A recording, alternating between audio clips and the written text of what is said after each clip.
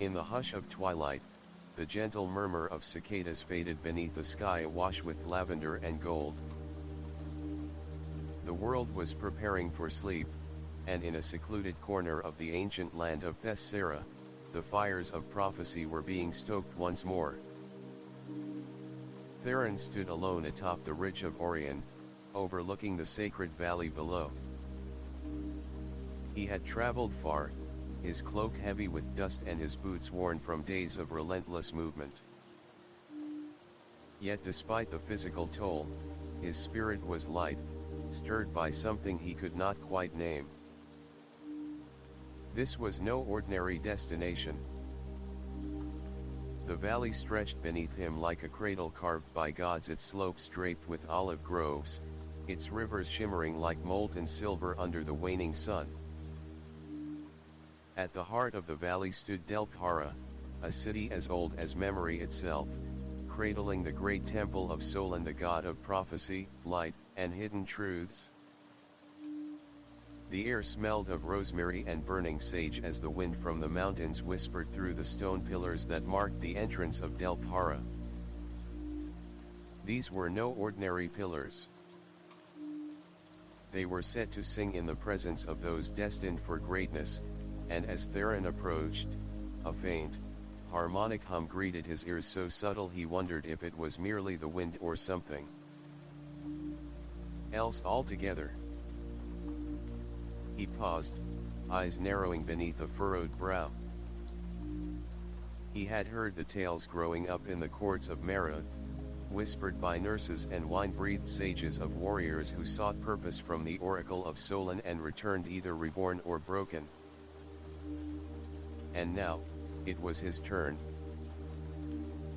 But Theron was not just another wanderer. He bore the blood of divine chaos.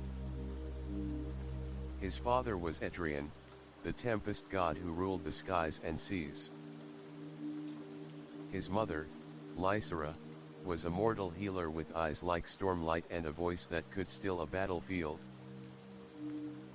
From his birth, Theron had walked the edge of two worlds, neither fully mortal, nor entirely divine. He had seen too many battles for someone still in his third decade of life, and he carried victories and regrets in equal measure. But greatness had not yet found him. That is why he came to Delphara. Not for glory, not for conquest, but for purpose. The climb down the ridge was steep and lined with ancient laurel trees. As he descended, the songs of hidden birds echoed softly, and the scent of incense grew stronger. Delphara was close. Theron entered the city in silence. The streets were narrow and cobbled, flanked by terraced homes with ivy-covered balconies. Locals, in flowing robes and with eyes that hinted at ancient wisdom, gave him glances, some curious, some knowing. They had seen his kind before, souls drawn here by destiny, cloaked in a fire they didn't yet understand. He passed beneath a great arch etched with golden script, "To know the light, you must first pass through shadow." At last, he reached the foot of the temple. It loomed like a titan of marble and firelight, its grand staircase guarded by sphinx statues with emerald eyes. Priests in robes of dusk and flame moved like ghosts among the torches, each step echoing with the weight of countless prophecies spoken over millennia. Theron stood still. A breeze caught his dark hair and lifted the edge of his cloak. He closed his eyes and breathed in deeply. For the first time in years, he felt calm. There was no need to run. No fight to pick. Just silence, and the low thrum of something ancient calling his name. He reached into a pouch at his belt and withdrew a single offering, an obsidian feather from the wing of a thunderbird he had saved as a child. He laid it gently on the stone altar near the entrance. The flame above it flared, just briefly, and then steadied. He was ready. Just as he turned to enter the temple, a priest approached.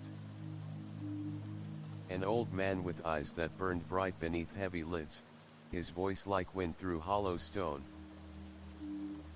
"The oracle waits for you, Theron of Two Worlds," he said. Theron's heart beat once, twice, hard and hollow in his chest. He stepped forward, and the shadows of the temple swallowed him whole. The interior of the Temple of Solon was nothing like Theron had imagined. Where he had expected cold marble and stern silence, he instead found warmth colors dancing on walls from firelit braziers, gentle music of wind chimes suspended from golden arches, and the low murmur of prayer carried like mist. As the priest led him deeper, each step seemed to echo not in the hall, but inside his chest. "Not many pass beyond the gate of self," the priest said over his shoulder. "Most come for blessings or protection. You come for something more." Theron nodded but said nothing. They passed immense columns carved with scenes of past seers and heroes. Some of the names he recognized: Merion the flame-bearer, Athos who sang to the moon, even Kalia the witch queen whose laughter split the skies. "Do they all find what they seek?" Theron asked. The priest paused. "Some do. Others find what they fear." The answer gave him no comfort. They turned one last corner and entered a long corridor lit only by tiny floating spheres of light, essences of flame that hovered in place, suspended in magic. The air smelled of cinnamon and myrrh. At the far end, a heavy wooden door loomed. Symbols carved into it pulsed faintly, alive with enchantment. The priest laid his hand on the door and it opened not with sound, but with breath, like the exhale of some giant sleeping creature. Inside was the oracle. She sat atop a dais carved into the roots of a petrified tree. The roots curled behind her like frozen smoke, and beneath them ran a thin stream of glowing water, clear as crystal but shining with the faintest blue-green hue. The oracle was veiled, her face hidden, but her posture exuded power like a coiled serpent that had no need to strike because it had already seen the future where it wins. She held a staff made of white ash and crowned with a stone that shimmered with shifting stars. Theron stepped forward. The door closed behind him. He was alone with her. "I know your name," she said, though her lips never moved. The voice came from within him, and yet from everywhere. "Theron of storm and stone. Son of sky fire and mortal blood." Theron nodded slowly. "Then you know why I've come. You seek meaning." He swallowed. "I seek my fate." "Your fate?" The oracle laughed, and the sound turned to crackling fire, then to wind, then to silence. "You think fate is something I give? I think you're the only one who knows the path," he said, stepping closer. "My soul is restless. My hands thirst for battle and my heart for peace. I want to become what I'm meant to be. The oracle lifted a bowl of water from the glowing stream and whispered into it. The surface rippled with her breath. Images began to rise. Flames. Chains. A golden lion. A woman weeping. 12 gates of stone. South, she said. You must go south, to the kingdom of Arkanth. Arkanth. Theron repeated. That's where your cousin rules. King Demer. A shadow passed over Theron's expression. He fears me. He despises the blood I carry. He'll have me executed before I step into the city. The oracle ignored his protest. You will serve him, she said. You will obey every command, complete every task, no matter how impossible, no matter how humiliating. And in doing so, you will unmake who you are and forge who you must become. That sounds like slavery, he growled. That sounds like destiny, she whispered. The fire in the room flared once, casting her in silhouette. The stars on her staff glowed blinding white. Do this, she intoned, and your name will be sung beyond death.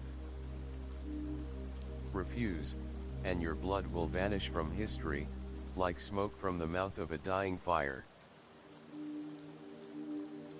Theron's throat tightened. He looked into the bowl again. The images had changed, now showing him standing atop a mountain, sword raised, light surrounding him as monsters fell like shadows at his feet. Then the bowl darkened. The oracle lowered her head. It is done. He stepped back. Is there no other way? She said nothing. He bowed, though part of him rebelled. Then, turning, he left the chamber. The priest was waiting at the exit, silent and solemn. As they walked back through the temple's winding heart, the walls themselves seemed to sigh. Behind them, the door to the oracle's sanctuary sealed again, perhaps forever. Outside, the world felt brighter, sharper. The sun was just beginning to set, casting long rays over the olive groves and the distant hills of the south. He had his answer. And now, he had a journey. Night fell like a velvet curtain across the sky, speckled with stars so sharp they looked like the blade tips of the gods. Theron descended from the temple of Solon not as a pilgrim but as a man branded by fate. His mind still echoed with the oracle's voice. You will obey every command. You will be unmade. You will be reborn. The words clawed at him. But beneath the storm of doubt, something stirred. Purpose. At the edge of Del Parra, the stable stood nestled among olive trees. Lamps flickered against the stable walls like fireflies caught in bottles. As he stepped into the hay-scented warmth, a familiar sound greeted him, a soft whinny. His horse. She was unlike any other, silver gray with a white mane that shimmered like woven moonlight. Theron had named her Ilarin, after a wind spirit from his mother's homeland. She had carried him across valleys, deserts, and even into battle. He pressed his forehead to hers. "We ride south," he whispered. Ilarin blinked. She was ready. By dawn, they rode beneath the high paths of the Tyros Mountains, the sky slowly peeling from violet to gold. Villagers watched them pass from behind curtains. Children pointed. Old men whispered. A rumor was already blooming across the land. A warrior marked by lightning had entered Delphara and left changed. They rode through whispering wheat fields and cedar forests alive with birdsong. Theron felt the world stirring with him as if the land itself recognized the beginning of something vast. But peace is never long-lived in stories such as these. On the third day of travel, as Theron crossed the morning bridge, a crumbling arch that spanned a chasm said to be cursed, a shadow moved along the cliffside. He heard it before he saw it. A whisper of wind that carried no breeze. A hiss of metal in motion. Then the arrow. He yanked his body sideways. The bolt missed his heart by an inch and scraped against his shoulder. Pain flared like fire under his skin. He turned just as three figures cloaked in black leapt from the rocks. Assassins. He leapt from Ilarin's saddle and drew his blade in one fluid motion. The first attacker lunged. Theron parried the curved dagger and struck with the reverse cut that sliced clean through the man's cloak and ribs. The second came from the side. Theron pivoted, driving an elbow into the attacker's throat before knocking him off the bridge with a savage kick. The third was different, taller, eyes glowing faintly red under a bone-white mask. Theron raised his blade. "You're not bandits," he spat. The masked man tilted his head. "You carry the blood of the sky. You should not walk among mortals." "Who sent you?" No answer. Only steel. They clashed. Sparks burst in the dawn air as sword met dagger, again and again. The masked figure was fast, inhumanly so. But Theron had trained under war priests, danced with desert kings, and once disarmed a Minotaur general in the burning sands of Terrat. With a cry, he feinted high and slashed low. His blade sank deep. The masked man staggered, gasping. Before Theron could question him, the assassin whispered something in a forgotten tongue and his body turned to black ash that scattered on the wind. Theron stood still. Silence returned. Even the birds seemed afraid to speak. He looked around. No sign of others. A test. Or a warning. He didn't know. That evening, Theron made camp by a stream. He cleaned his wound in the icy water, wrapping it in cloth while Ilarin stood watch. The stars overhead seemed brighter now, as if they'd noticed him. As if they were watching. He looked into the fire and saw flashes, visions not his own. A golden lion, snarling. A mountain of fire. Chains that wrapped around his limbs and shattered. And always, that whisper. Obey. Endure. Rise.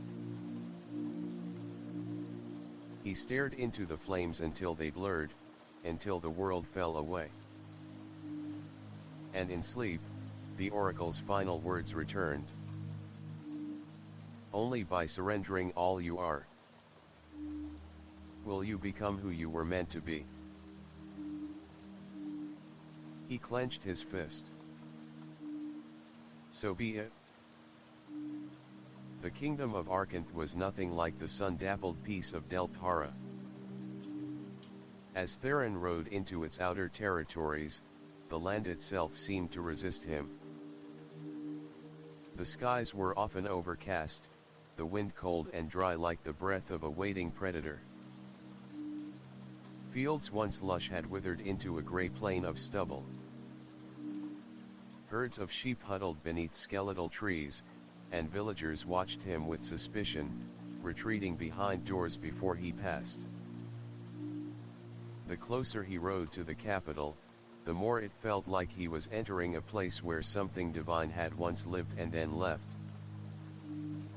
Ilaran's hooves struck sparks against the stone road leading up the final hill, the fortress of King Demer silhouetted against the pale glow of the moon. It was no castle of fairy tales. The Palace of Iron Ash, as it was called, was a grim fortress carved from the bones of a mountain. Its towers rose like blackened fingers reaching for the sky. Thick cypress trees formed a twisted curtain around its walls, and sentries stood like statues along the ramparts, their faces hidden behind dark helms. Theron dismounted, his limbs aching from travel but his spine straight with purpose. He approached the front gate. "I am Theron of Narrated," he said to the gatekeeper, his voice unwavering. "Son of Lysera, blood of Edrian. I come by decree of the Oracle of Solon, to serve the king." The guard did not respond. He merely raised a gaunt-leafed hand. Moments later, the gate groaned open. The interior of the palace was no warmer. It was made of cold stone lit by sullen torches, casting long shadows across arched ceilings and silent halls. Echoes trailed every footstep like ghosts unwilling to be left behind. Theron was led to a receiving chamber by a steward dressed in black and gold. The man said nothing the entire way. Finally, they entered a long hall adorned with crimson banners depicting the royal crest, a sword piercing a serpent. It was flanked by statues of past kings, some glowering, others broken. At the far end, upon a raised throne of dark marble, sat King Demer. He looked older than Theron remembered. Thinner, colder. His beard was streaked with silver, but his eyes were still sharp as drawn daggers.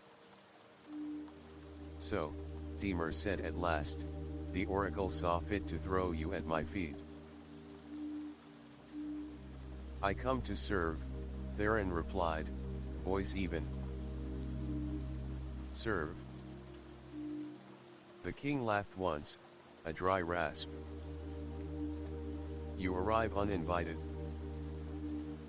Blood of a god, they say. But I see only another sword begging for glory. I do not beg. I obey the oracle's will. You may command me as you see fit." Demer stood slowly, descending the steps of his dais. "You'd obey me, Theron?" "Truly." "I will." Demer studied him, then nodded to a scribe who had been waiting in the shadows. Very well, the king said. Then know this: by entering my hall and swearing obedience, you are bound to my rule by divine decree. You will undertake every task I give, without question, no matter how degrading, how dangerous, or how long it takes. Theron bowed his head. So be it. The king stepped closer, his breath like iron and ash. Then your first task begins now. That very night, without sleep or rest, Theron was given his orders. He was to descend into the palace's forgotten wing, a place sealed off for decades. Rumors whispered of it being haunted, of a failed vault beneath the keep where something had awakened during the last war and never left. Theron said nothing. He took the torch and descended. The air grew colder with every step. Dust blanketed the walls like ash from long-dead fires. Rats skittered away from his footsteps, and the sound of dripping water echoed like soft footfalls that followed behind. He passed a collapsed hallway where the bones of ancient soldiers lay entangled with shattered armor. A rune-warded door waited at the far end, pulsing faintly. He pressed his hand to it. The seal flared, then dissolved. The chamber within was dark but alive. A growl echoed from the far corner. Something stirred in the shadows. Theron's fingers found the hilt of his sword just as the creature lunged. It was not a man. Not a beast. But a thing caught between both, a cursed remnant of an old warrior, turned to monstrous rage by failed spells of preservation. The battle was brutal. Claws slashed across Theron's chest, but he rolled away. He drove his blade deep, once, twice, but the creature would not fall. It had no soul to kill. He remembered the oracle's riddle: you must unmake yourself. He dropped the sword. Instead, he stepped forward barehanded. And he spoke. Words he did not know he knew. Ancient syllables whispered to him in dreams. His voice rang out in the dead tongue of the sky rune. The creature faltered. Its eyes, red with centuries of madness, blinked. Its form quivered. Then it dropped to its knees. Theron touched its forehead. I release you. With a shudder, the beast crumbled into grey dust, and a sudden silence filled the chamber like a blessing. By morning, the palace was buzzing with rumor. Theron had entered the cursed wing and emerged not just alive, but cleansed. King Demer summoned him again, this time with fewer mocking words. You are not what I expected, the king said. I am not yet what I must become, Theron answered. The king leaned forward. Then let us see how far that transformation will go. Your next task begins at dawn. You leave for the Gorge of Ammon. Theron nodded once. As you command.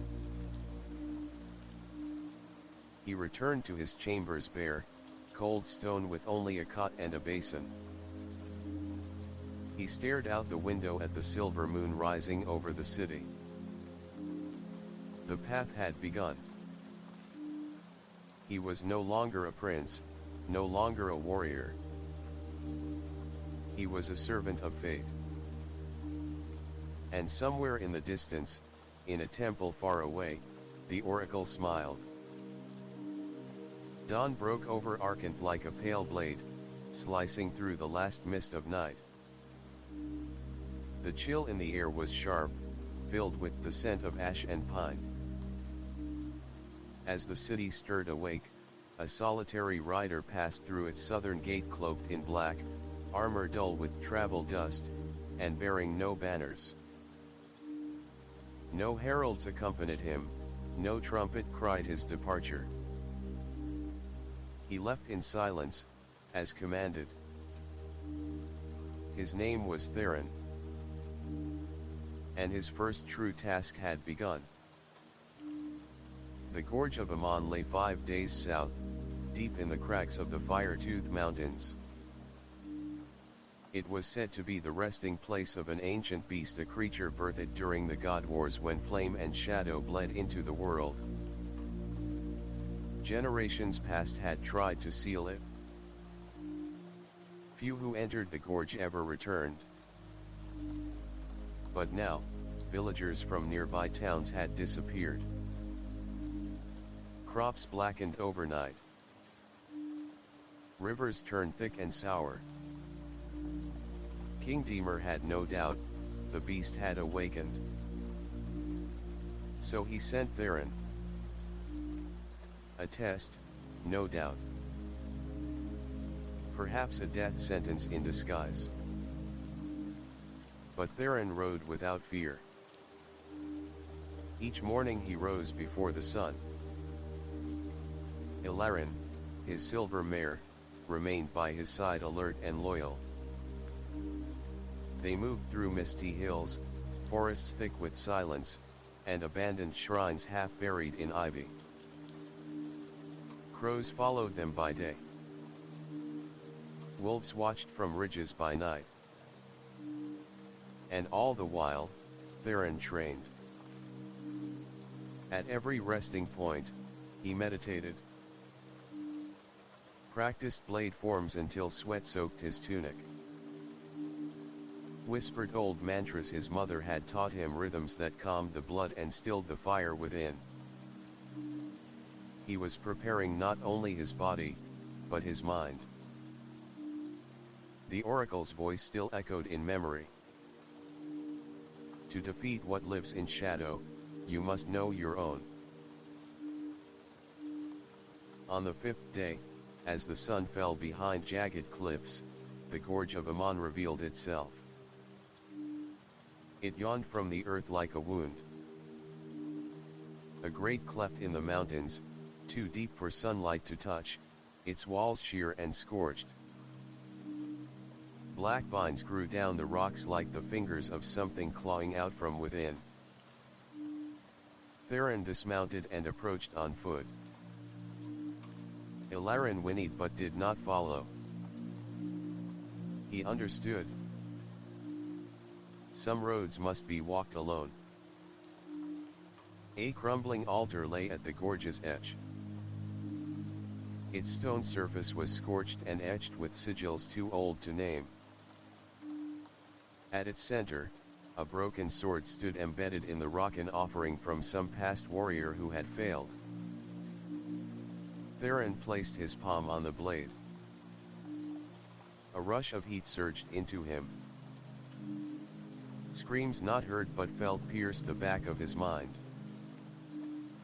He staggered, eyes wide. This place was alive. Not in the way a forest breathes, but in the way a dying thing gasps before turning to rot. Still, he pressed on. He descended into the gorge. The air grew thick and warm, like breathing through smoke. The further he went, the more the world seemed to vanish behind him. Sound dulled, light fled, and even time felt strange, as if hours and minutes twisted in different directions. After hours of descent, he found the ruin. It was not a cave, but a temple buried and forgotten. Its gate was a massive stone arch shaped like an open maw. Black moss clung to its edges. Fire pits lined the path, and though none were lit, the ground beneath them was warm. He stepped through, and the darkness swallowed him whole. Inside, the temple breathed. Walls shifted subtly when he looked away. Whispers slithered along the floor, brushing his boots. The stone was scorched, cracked, and veined with glowing lines like the temple itself bled fire. Theron drew his sword. And then, he heard it. A sound unlike any other. Not a roar. Not a growl. But a heartbeat immense and steady. Deep beneath his feet. Boom. Boom. Boom. And then, it spoke. Who disturbs my sleep? The voice echoed not from the walls, but from within him. A shape emerged from the black. Tall. Towering. Smoke for skin. Eyes like coals pressed into molten steel. It was a beast. A god thing. A relic of the old world, bound in this prison since the age of Titans. Theron raised his blade. The creature laughed a sound like mountains splitting. You seek to kill me. I seek to stop you. You cannot kill what was born in fire. Theron narrowed his eyes. Then I'll bury you in silence. The battle began. Fire exploded from the beast's hands, turning the air to heat waves. Theron rolled, dodged, slashed. His sword barely made contact, glancing off like sparks on steel. The beast towered, claws sweeping like storm winds, voice boiling the very blood in Theron's ears. But Theron had studied. And he remembered the oracle's riddle, you must unmake yourself. So he stopped fighting. Dropped the sword. And stepped into the fire. The beast paused confused. Theron closed his eyes. He opened his hands. And surrendered. To the fire. To the pain. To the shadow. And in that moment he changed.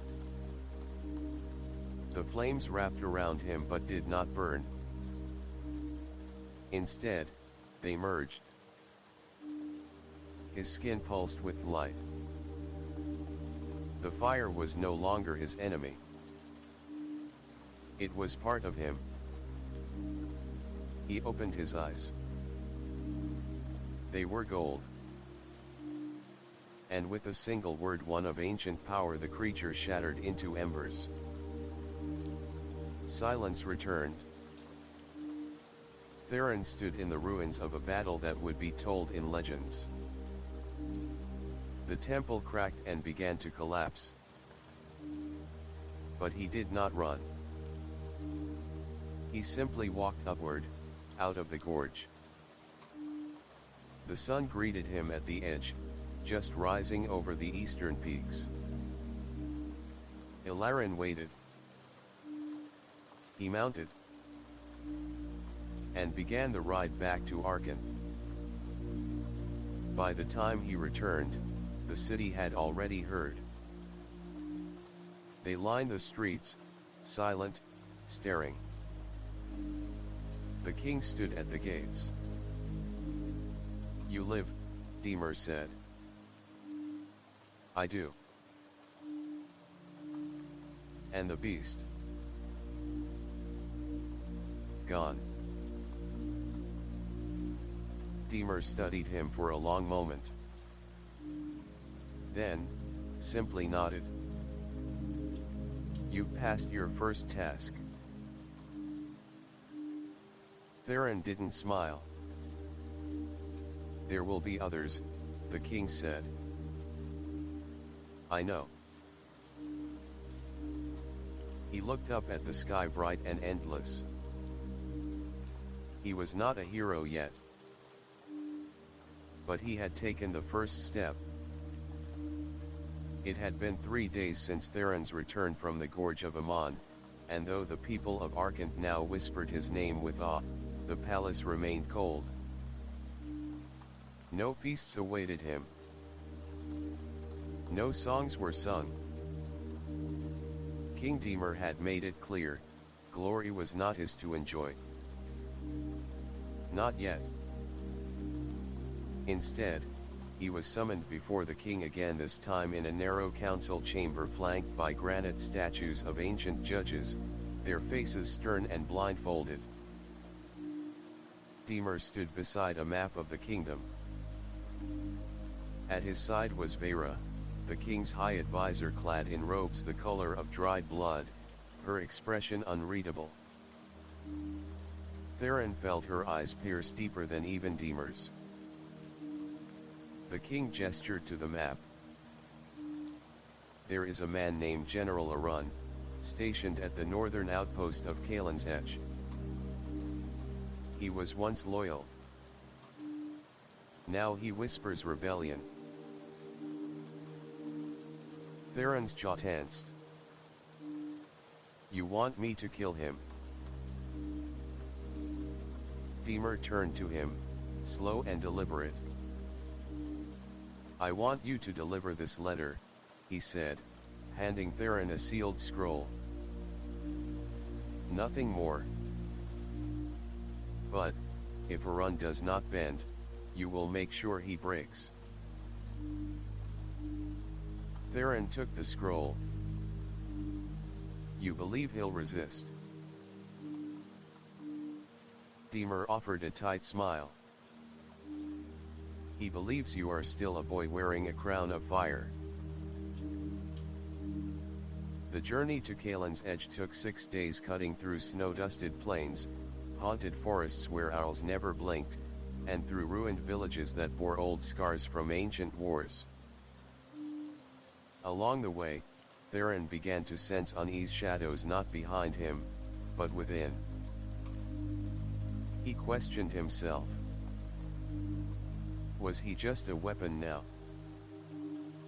A servant with no will? But each time, he silenced the thought. He had chosen this. And the Oracle had chosen him. Kalen's Edge was less a fort and more a frozen ruin. Wind screamed through its shattered towers, and soldiers wore cloaks too thin for the cold. The banners of Arkant hung limp and faded. General Arun was waiting for him in a stone hall that stank of smoke and wet fur. He was not what Theron expected. No armor. No regal posture. Just a tired man with thick gray hair and lines etched by sorrow.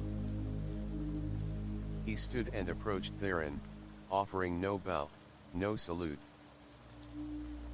So, the Stormborn Hound has come. Theron kept his expression neutral. I bring a message from the king. He extended the scroll. Arun didn't take it. Do you even know what's in that letter? Theron didn't flinch. It's not my place. Arun snorted. You are not a warrior. You are a leash. The insult landed, but Theron had endured worse. "Read it?" Arun did. And when he finished, he tossed the scroll into the fire. "He wants me to abandon the border. To leave my men to starve while his throne grows fat." Theron didn't respond. "Not yet." Arun stepped closer. "Tell me something, boy. When Demer sends you to slaughter farmers for tax rebellion, will you obey then, too? When he burns another town for insolence, will you keep following orders?" A flicker of doubt rose in Theron. But he spoke calmly. "I obey the will of the oracle, not of men." Arun's laugh was bitter. "Then you're more blind than I thought."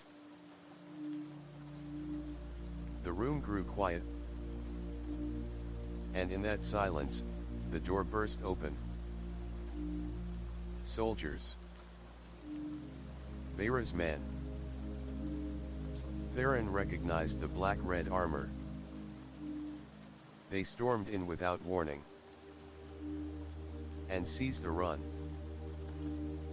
"What is this?" Theron snapped. A soldier replied with icy calm. "By the king's second order. If the general resists, we arrest him or end him." Theron stepped between the soldiers and Arun. He never resisted. Vera herself entered the hall, quiet as snowfall. "He burned the king's command." Theron clenched his fists. "He never drew a blade. You gave me this mission.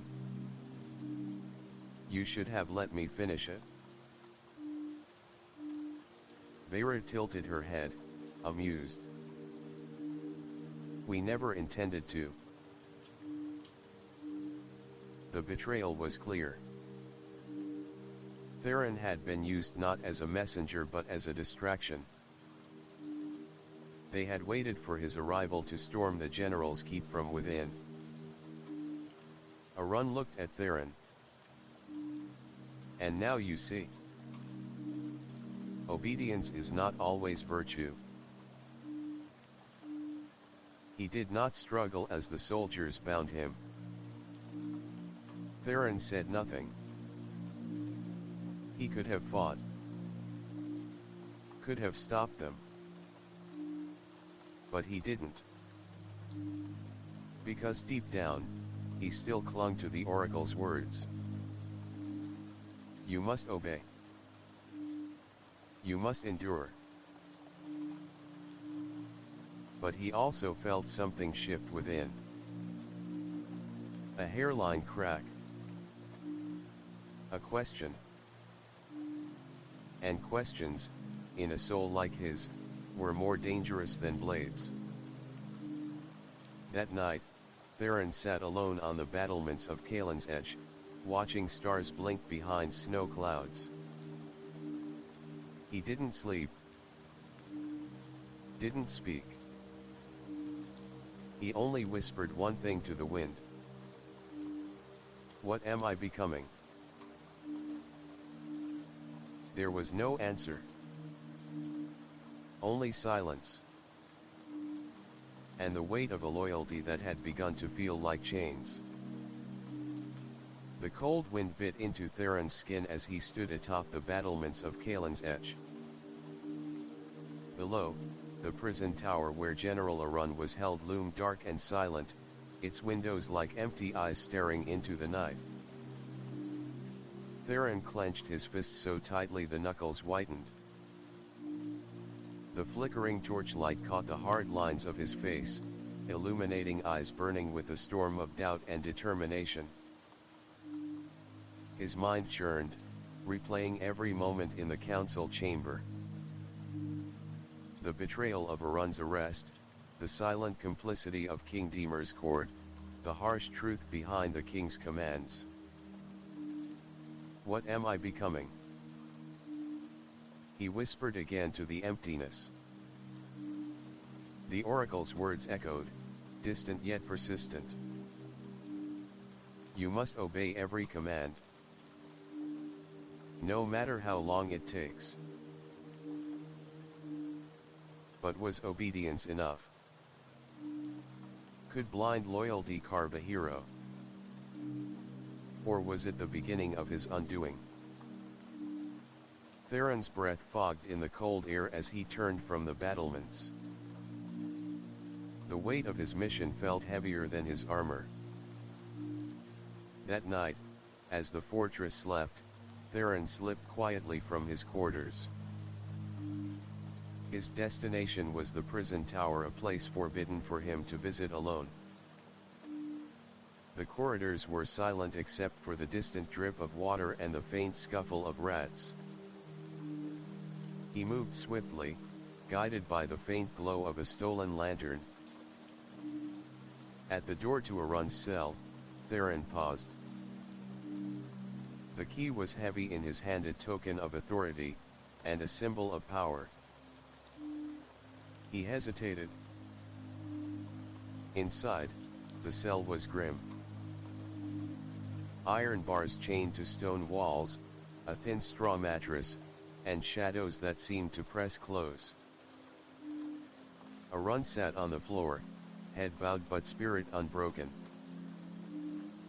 When the light from Theron's lantern touched his face, the general looked up, eyes sharp and knowing. Theron, he said, voice hoarse but steady. Theron stepped inside and locked the door behind him. I came to see the man behind the rumors. Arun smiled faintly. And what do you see? A man who refuses to bow. Arun's gaze softened. And you?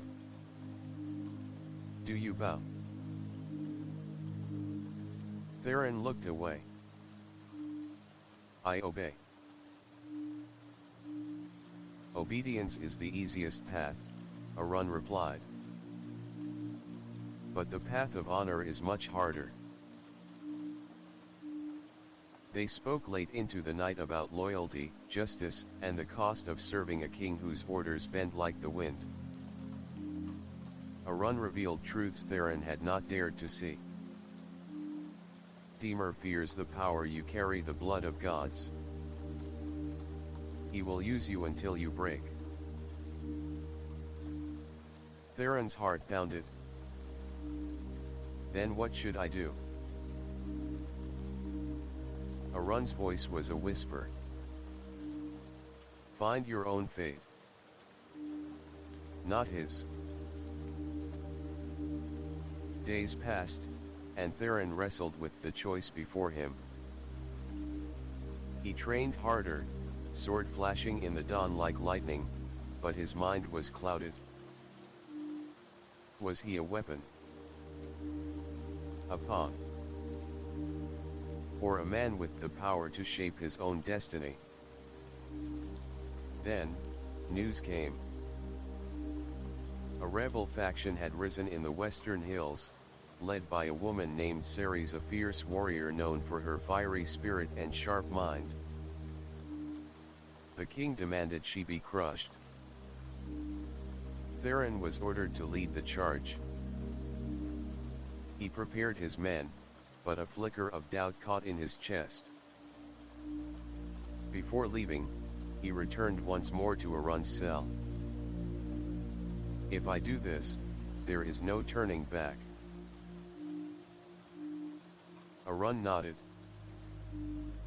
Then choose wisely. As Theron rode toward the western hills, the wind carried the scent of pine and smoke. The battle to come would test not only his strength, but the very soul of the man he was becoming. The western hills burned under the fierce glare of the midday sun, but the fires that licked the dry grass were nothing compared to the blaze igniting in Theron's heart. Before him stretched the rebel camp of Ceres, a tangled sprawl of tents, makeshift barricades, and banners emblazoned with the emblem of a rising phoenix. As Theron approached, the crackle of distant flames mixed with the war cries of rebels preparing for battle. The air was thick with smoke and the scent of sweat, iron, and defiance. He dismounted slowly, his armor clinking softly, and surveyed the battlefield. The moment was charged with tension. Across the field, a figure stepped forward, tall, fierce-eyed, and clad in worn leather armor, with a scar tracing down her left cheek. Ceres. Her gaze locked onto Theron's without a hint of fear. "You come to crush us, Stormborn," she called out, voice carrying over the clamorous crowd. Theron sheathed his sword but did not lower it. "I come to end this rebellion," he answered, steady. Ceres smiled, a quick, sharp curve that barely softened her fierce demeanor. "Then let us see if you have the courage to do it." Battle erupted like a tempest. Theron led his men forward through smoke and chaos, clashing with rebels who fought like cornered wolves. Blades sang, shields shattered, and the ground shook with the roar of war. But Ceres was no ordinary leader. She moved like fire itself, fierce and unpredictable, rallying her fighters with cries that burned brighter than the flames engulfing the hills. Amid the clash, Theron found himself face to face with Ceres. Their swords met with a spark that seemed to stop time. She was fast, agile, her strikes fueled by passion and desperation. He countered with calculated precision, each parry and riposte a conversation spoken in steel. Then, something unexpected happened. Ceres faltered. In that brief moment, Theron saw beyond the warrior a woman burdened by loss, fighting for a cause she believed just. He lowered his sword. "Why do you fight?" he asked. Her eyes blazed. "For freedom. For justice. For the people crushed beneath the king's rule." Theron's heart tightened. The lines between loyalty and conscience blurred. The battle waned as night fell. Neither side claimed a clear victory. Theron retreated with his men, his mind heavy. He knew the king's command: crush the rebellion at all costs. But he also knew the truth. Ceres spoke a truth buried deep within Arkanth's dark heart. That night, by campfire's glow, Theron wrestled with his soul. Obedience was demanded, yet justice whispered a different path. He touched the obsidian feather his mother had given him, a symbol of storm and freedom. He whispered a vow to the stars. "I will forge my own fate," he vowed. Not as a slave to commands, but as a guardian of what is right. Returning to Arkanth was no relief. The city seemed unchanged, its stone walls still cold, its streets still whispering secrets. Yet, inside Theron, a storm raged fiercer than any battle. He had defied the king's will by sparing Ceres and her rebels. It was an act of mercy, or rebellion. Word traveled fast, and the court's eyes now weighed heavily upon him. The next morning, Theron was summoned to the Hall of Ancients, a cavernous chamber draped in tapestries depicting old kings and forgotten wars. Flickering torchlight danced upon the cold marble floor as courtiers gathered, their faces masks of suspicion and calculation. At the throne sat King Demer, his gaze sharp and unyielding. Beside him stood Vera, the High Advisor, her smile thin and knowing. Theron knelt before them. "You have returned from the west," Demer said, voice low. "Tell me, did you crush the rebellion?" Theron met the king's eyes. "I met the rebel leader. I saw truth in her cause." Murmurs rippled through the hall. Demer's lips curled. "Truth. You tread a dangerous path, Theron. The throne cannot tolerate weakness." Vera stepped forward, voice silky but cold. "The king demands loyalty, not pity. If you cannot obey, you will find no place here." Theron's heart clenched. The oracle's words battled with his own conscience. He bowed his head. "I serve the kingdom, but I serve its people first." That night, alone in his chamber, Theron stared at the obsidian feather. His mother's gift was a symbol of duality, storm and calm, power and restraint. A soft knock interrupted his thoughts. Ilaren's keeper, a young woman named Myra, entered quietly. She held a sealed parchment. "For you, from an unexpected ally," she whispered. Theron broke the seal. The letter was from Ceres. "Theron, if you hear this, know the fight is bigger than us. The palace hides darker secrets than you imagine. Trust no one but those who stand with you." The next days were filled with shadowed meetings and whispered warnings. Theron learned of a conspiracy led by Vera to control the king through fear and manipulation. More than that, dark forces from ancient times were stirring entities bound by blood and broken oaths, threatening to unravel all. Theron gathered his few trusted allies. Among them were Myra, skilled with herbs and secrets, Captain Loras, a grizzled veteran who saw honor in Theron's cause, and Ceres, who had journeyed to the city with news and warriors. Together, they forged a plan not just to survive, but to challenge the corrupt heart of Archon. But the palace walls had ears. One night, a masked assassin nearly took Theron's life. Barely escaping, Theron realized the true battle was not only against rebels or monsters but against the shadows within his own court. As dawn broke, Theron stood once more on the battlements. Below, the city stretched endlessly, filled with both hope and despair. He tightened his grip on the obsidian feather. This was no longer a path of obedience. It was the path of a hero.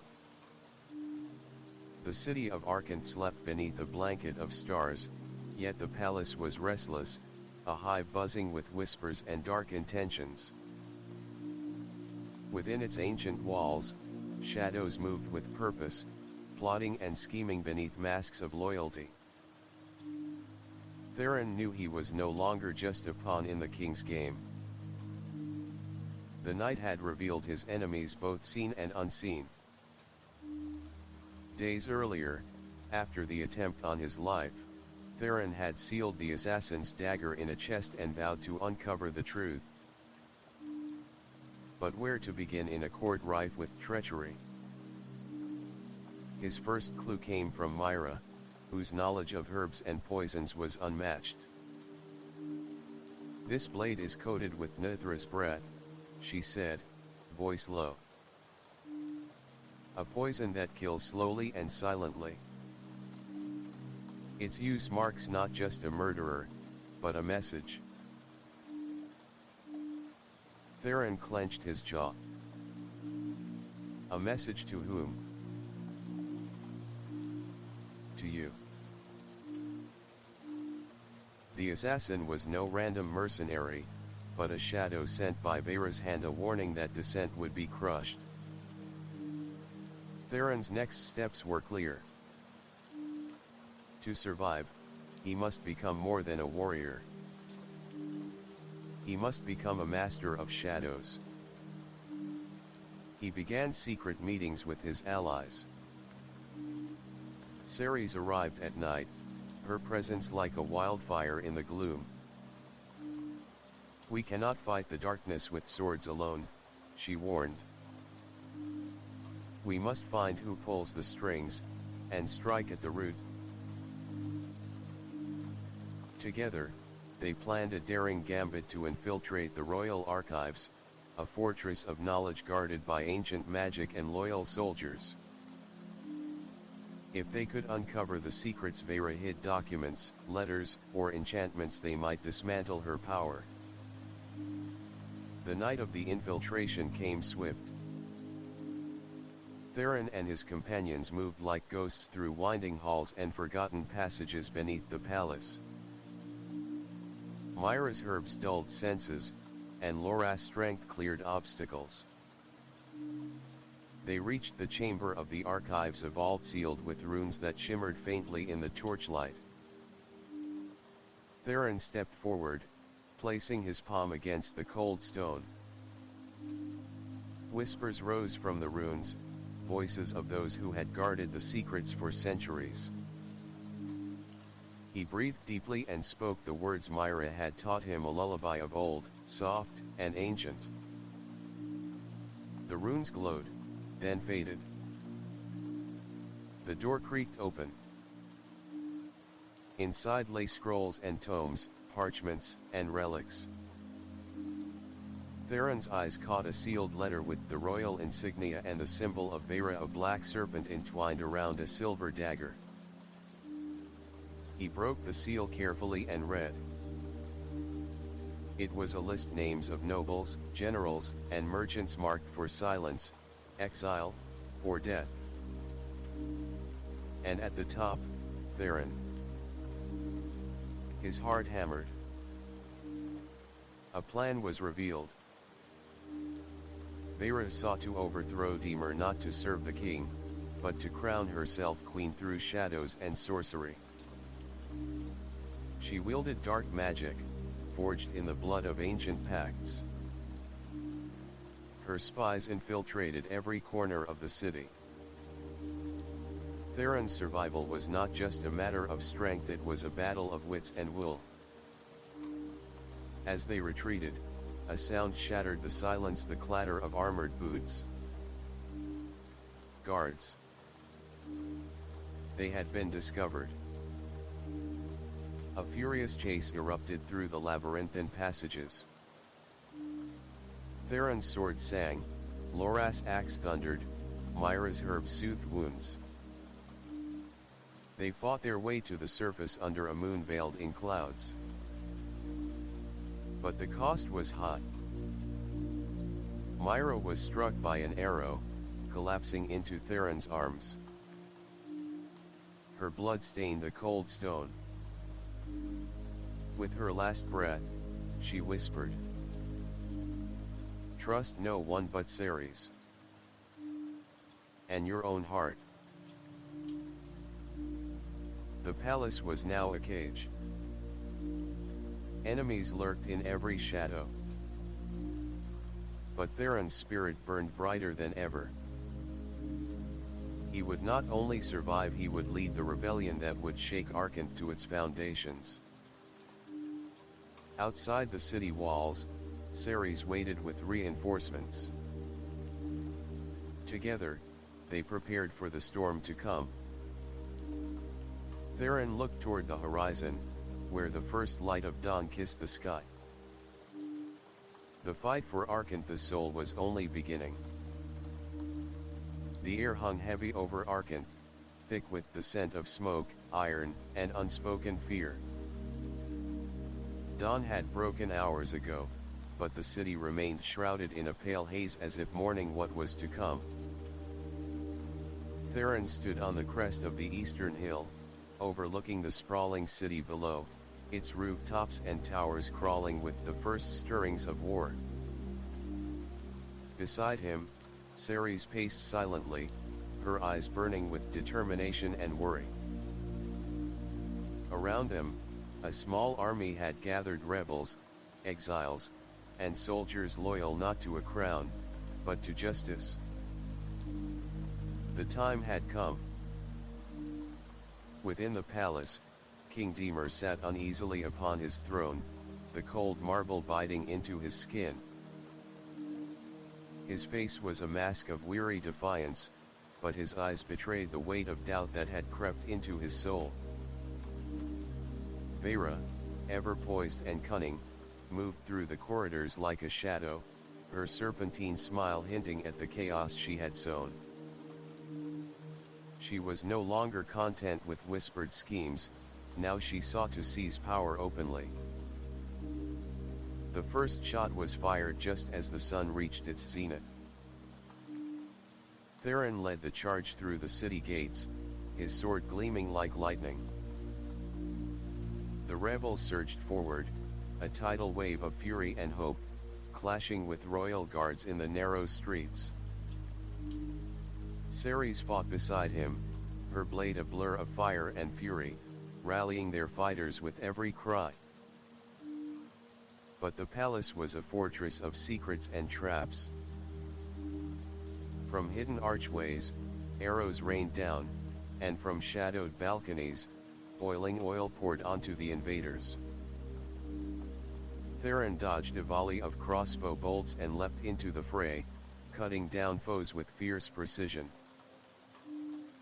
Yet every victory was met with another challenge, a labyrinth of betrayals and illusions crafted by Vera's dark magic. Amid the chaos, Theron found himself face to face with the High Advisor herself. Vera's eyes gleamed with unnatural light as she summoned a swirling tempest of shadows, tendrils reaching out like living darkness.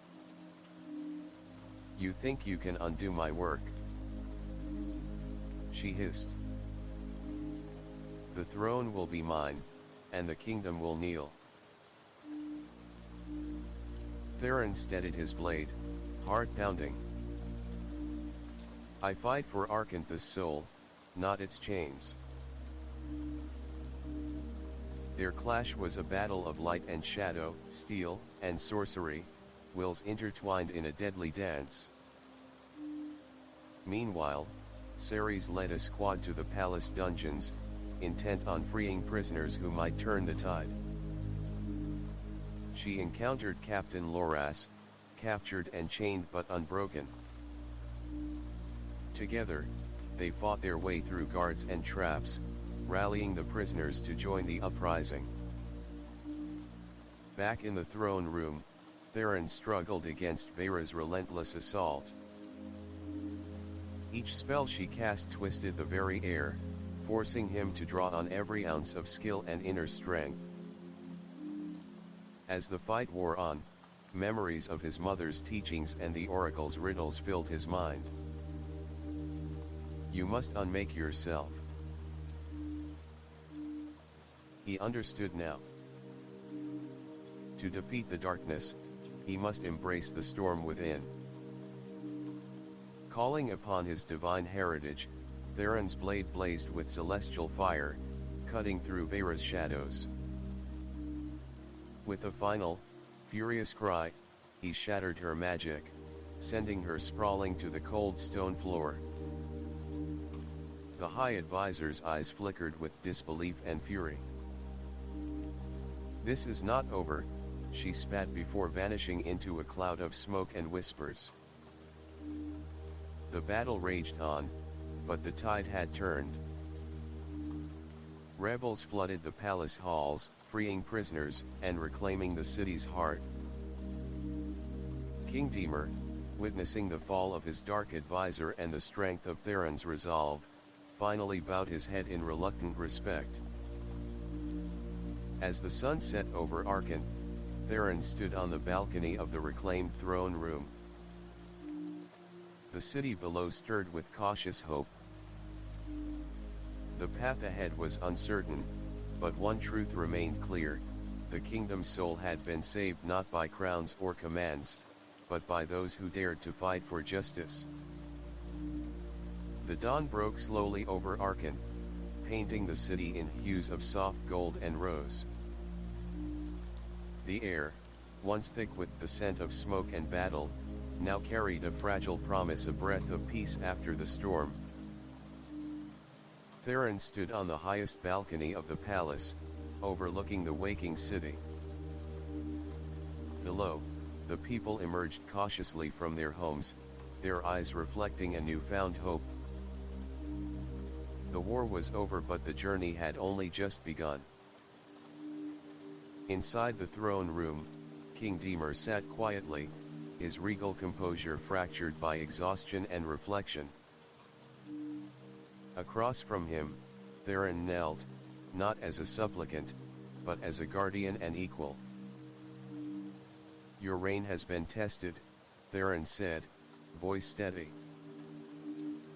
"And the kingdom nearly fell because of shadows within." Demer's gaze was heavy but honest. "You have changed the course of Arkanth's fate. For better or worse." Theron rose, the weight of destiny settling comfortably on his shoulders. "Then let us rebuild, not as king and subject, but as stewards of a realm reborn." The city had suffered deep wounds. The rebellion had torn families apart, trust was fractured. But Theron knew the true challenge was not to defeat enemies outside, but to heal the fractures within. Together with Ceres, Captain Loras, and the few remaining allies, they convened a council, a new order where voices of all kinds could be heard. Nobles, warriors, farmers, and scholars sat side by side. For the first time in generations, Arkanth sought unity beyond bloodlines and power. But peace was never easily won. Vera's dark magic, though shattered, lingered in the forgotten corners of the city, whispers of curses and unrest that threatened to stir anew. Theron and his companions vowed vigilance. He often walked the city's streets, cloaked not in armor, but in humility. Meeting with those who once called him enemy, listening to their fears and hopes. The silver feather his mother had given him hung at his neck, a reminder of his dual nature, storm and calm, fury and mercy. One evening, under a sky thick with stars, Theron stood by the old altar of Delphara where once the oracle's voice had called him to destiny. He whispered a vow. "I will not be the man they expect. I will be the man my people need." From the shadows stepped Myra, healed and smiling softly. "The prophecy is not about power," she said. "It's about choice." Theron nodded. "Then I choose to be a beacon, not a blade." As months passed, Arkanth began to flourish. Markets buzzed, children laughed in the streets, and the once dark palace walls gleamed with light and hope. Theron's legend grew not as a conqueror, but as a protector. A hero forged not by commands or blood alone, but by the strength to rise above them. Yet, even in the light, Theron knew the storm was never truly gone. It was inside him, a restless fire driving him forward. One night, as the city slept, he stood at the gates, eyes fixed on the horizon. The world was wide, and fate ever-changing. With a deep breath, he mounted Alarin. The journey ahead was unknown. But Theron was ready. Title: Theron of the Storm, the Oracle's Prophecy. Description: In the ancient kingdom of Arkant, torn by shadows of betrayal and war, Theron, a half-divine warrior marked by prophecy, must navigate a treacherous path between duty and conscience. Sent to serve a king blinded by fear and corruption, Theron faces deadly trials, rebellion, and dark magic that threaten to consume the realm. Guided by the cryptic words of an oracle and driven by a restless fire within, he must unmake himself to become the hero his people desperately need. This epic tale of loyalty, sacrifice, and redemption explores the struggle to forge one's own destiny amidst the storm of fate and power.